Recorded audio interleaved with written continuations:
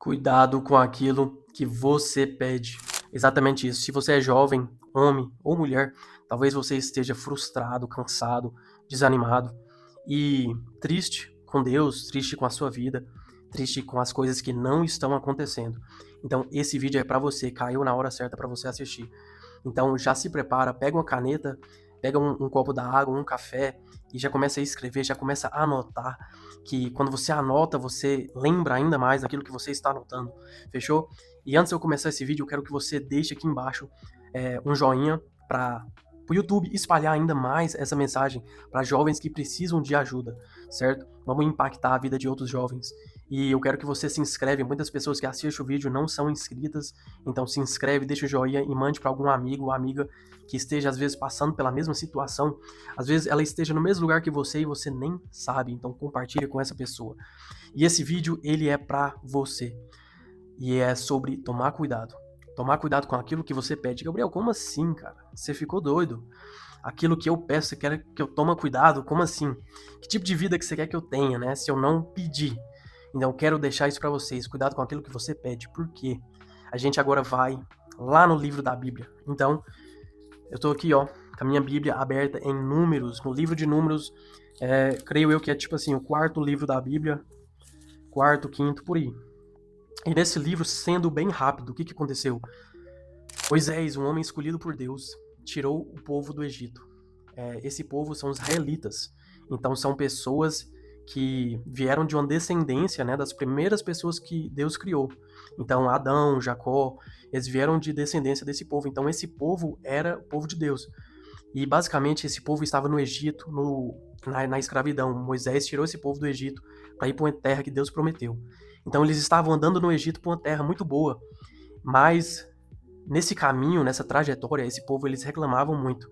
E eles chegaram a um ponto onde eles começaram a pedir para Deus carne para comer. Deus ele fazia cair diariamente uma comida para esse povo. Deus fazia cair o maná, que era basicamente flocos ou grãos, onde esse povo comia. Eles também faziam pão com isso. Então eles tinham alimentação diária, mas eles queriam a carne. Eles começaram a lembrar da escravidão.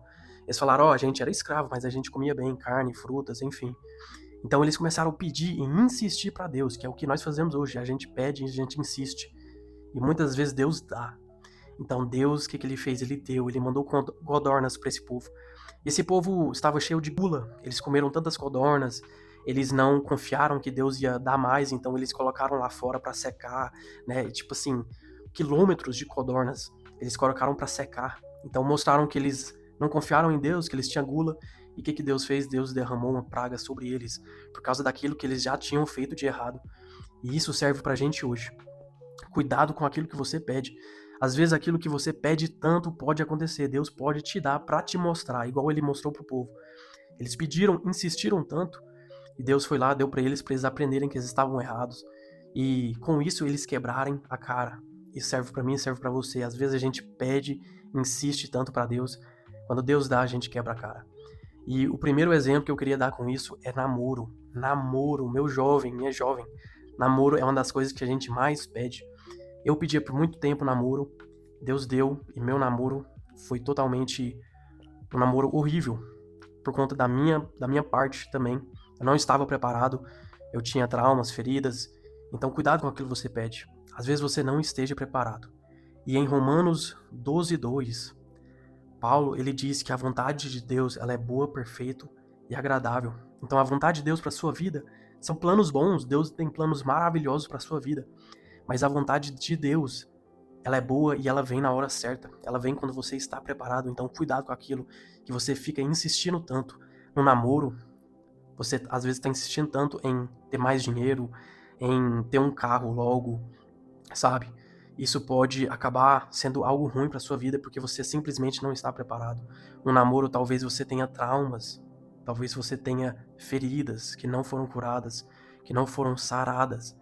E essas feridas, você pode achar que não, mas esses traumas, feridas vão acabar prejudicando a outra pessoa, vão acabar machucando a outra pessoa. E machuca a outra pessoa, acaba te machucando mais, o namoro acaba, ele termina, os dois vão para cada lado, um falando mal do outro, e aí você está pior do que antes, era melhor nem ter namorado, porque agora você tá com mais traumas, mais machucado que antes, mais triste que antes. Então, tenha cuidado. Aprende a confiar que a vontade de Deus ela é boa para a sua vida. Deus, ele quer o bem para a sua vida. Ele não quer o seu mal, Deus não quer a sua miséria, ele não quer a sua tristeza, mas Deus, ele sabe de todas as coisas e tudo tem um tempo certo, na hora de Deus. Fechou? Então eu quero deixar para vocês 6 coisas que vocês possam fazer que vai te ajudar, mas antes, lembra de deixar um joinha aqui embaixo. Deixa um joinha, porque esse vídeo merece, tem muito conteúdo aqui para vocês. Então 6 coisas, Gabriel, quais são essas 6 coisas? Galera, a primeira coisa é a oração. É você pedir para Deus transformar seu coração e aprender a confiar em Deus e na sua vontade.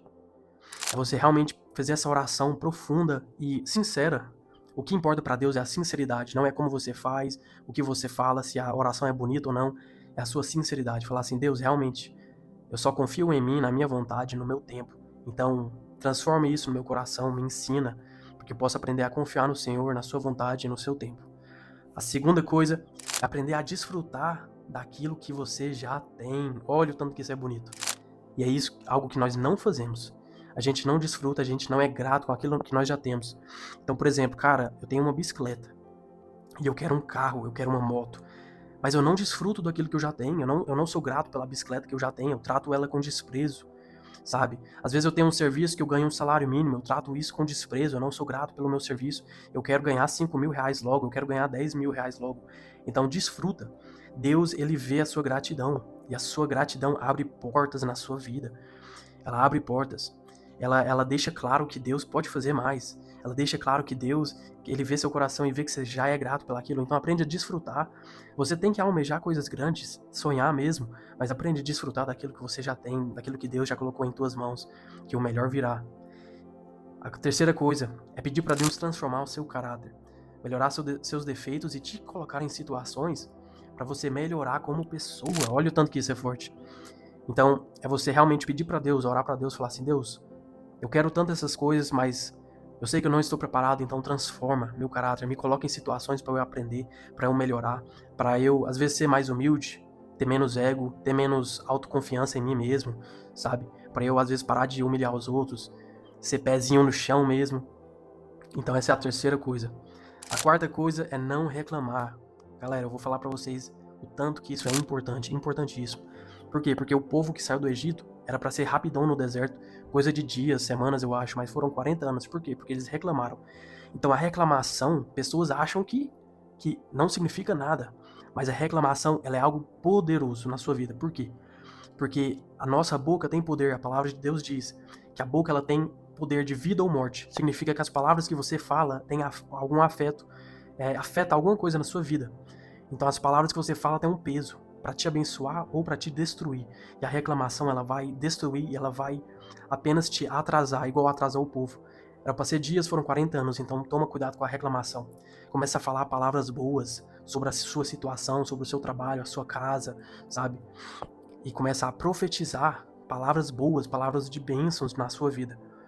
A quinta coisa é tirar um tempo para pensar, tirar um tempo para meditar. A palavra de Deus fala muito sobre isso, sobre ler a palavra e meditar em cima dela, sabe? Realmente meditar, refletir, pensar como que aquilo nos afeta, o que que a gente precisa aprender, o que que nos ensina. Então, hoje as coisas estão tão rápidas, está tudo muito rápido, redes sociais, ninguém tem tempo para mais nada, sabe?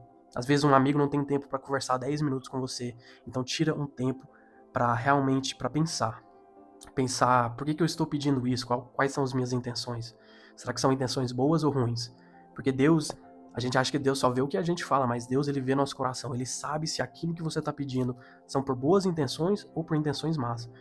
Então, tira um tempo para pensar, será que eu tenho traumas, feridas que precisam ser curadas antes? Principalmente antes de um namoro? Será que eu tenho feridas que tenham que ser tratadas, tenham que ser fechadas? Então, tira esse tempo para realmente examinar o seu coração. E a sexta coisa, se você quer tanto alguma coisa, não apenas espera em Deus, isso é importante. Então não apenas espera em Deus, mas se prepara para isso. Significa que, cara, você tem um grande sonho de ser um empresário. Você tem um grande sonho, sabe, de ter uma empresa, de poder abençoar vidas, ser seu próprio chefe.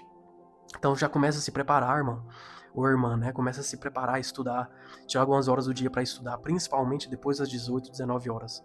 Tem pessoas que após o trabalho, elas desligam a vida totalmente. Eu fazia isso. Todos os dias, após as 18, eu entrava para as filmes, séries, e eu ficava a noite toda, todo dia, sabe? E sábado e domingo eu desligava os meus dias. Para mim era só curtição. Então, se prepara para isso, começa a estudar, começa a procurar, sabe? Se você quer ser um empresário, estuda sobre modelos de negócio, estuda sobre gestão, financeiro e começa a se preparar. Então você tem que correr atrás, entende? Um bom exemplo, um bom exemplo. Cara, eu quero ter uma roça, meu sonho é ter uma roça. Então, meu irmão, começa a se preparar. Já começa a estudar como que você vai cuidar dos animais, o que você tem que fazer, sabe? O que você tem que plantar, quais erros que acontecem muito, né, na questão de roça, questão de agricultura, enfim. Começa a estudar sobre. E no final disso tudo, meus irmãos, descansa.